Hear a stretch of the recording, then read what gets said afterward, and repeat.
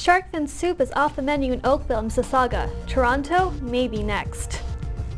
TTC riders will be hit with another set of closures on the Bloor-Danforth subway line this week and an update on the potential NBA lockout.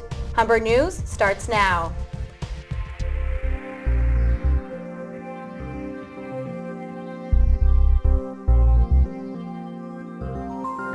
Hello, it's Thursday, October 13th. Welcome to Humber News, coming to you from the Broadcast Center here at the North Campus. I'm Summer Ismail. Thanks for joining us. And I'm Vicki Simon. Ahead on our show, we have all your news, sports, and entertainment highlights, as well as your 5-day weather forecast. But first, Summer has our top story. First, Oakville banned shark fin soup. Yesterday it was Mississauga. Today, a Toronto City Council committee will decide if the controversial ingredient will remain legal in the city. Kathleen Finlay has more. Toronto's Chinese residents may have to change their traditions if City Hall decides to ban shark fins. This would affect countless stores and restaurants, especially in the Chinese neighborhoods. Residents in the area say the ban should apply across Canada, not just in Toronto. It can't just be Toronto. If it's Toronto only, there's no point. It's got to be a national thing.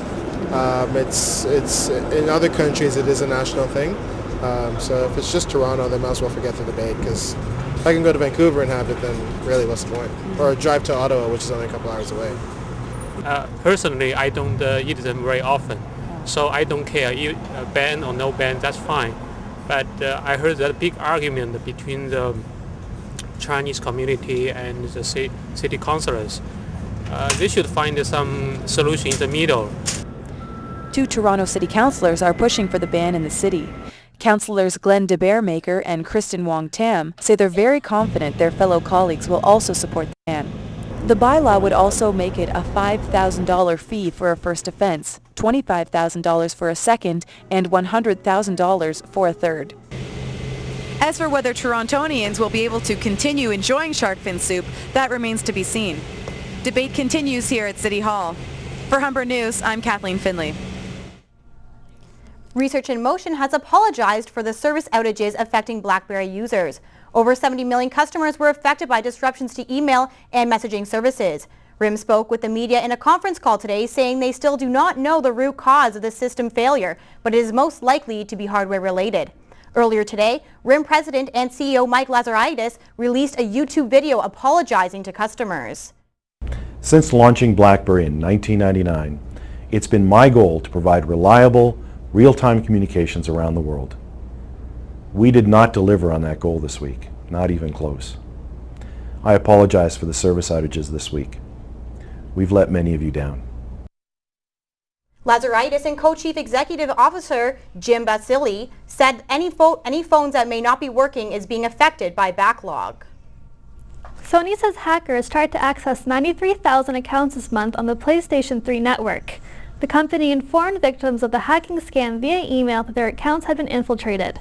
While user IDs and passwords were successfully obtained by the hackers, Sony says credit card information is safe.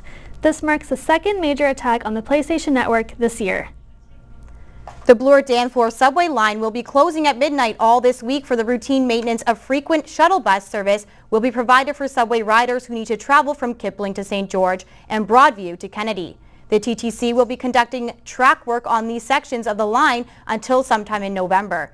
Regular subway service will resume every morning. A TTC bus driver has been charged with criminal negligence causing death and possession of marijuana.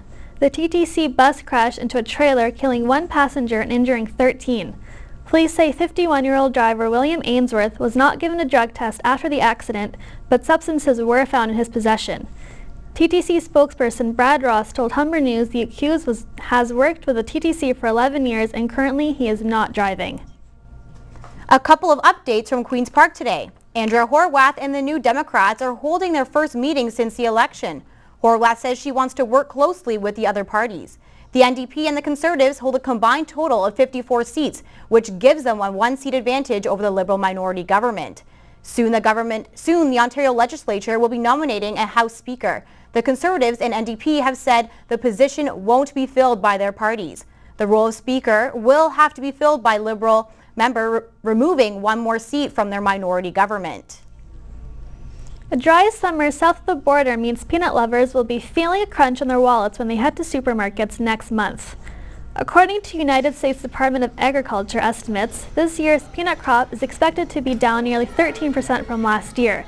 The expected harvest of 1.8 million tons of peanuts will be the smallest since 2006. The drop in production saw prices for runner peanuts used to make peanut butter nearly triple to almost $1,200 a ton.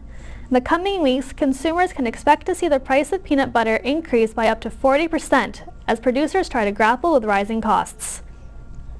The birth of 3 polar bears at the Toronto Zoo wasn't quite a hallmark moment after the cub's mother lashed out, leaving 1 cub dead and 2 clinging to life.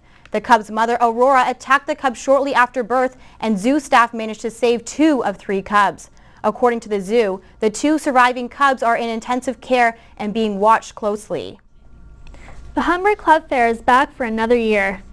The 2011 Humber Club Fair kicked off today at North Campus. The Travel Club, the Aboriginal Club, along with the Improv Club are some of the feature club students can join at the fair. Joining Humber clubs is a great way for students to get involved with the college. When we come back, we'll have more news from around the country and around the world.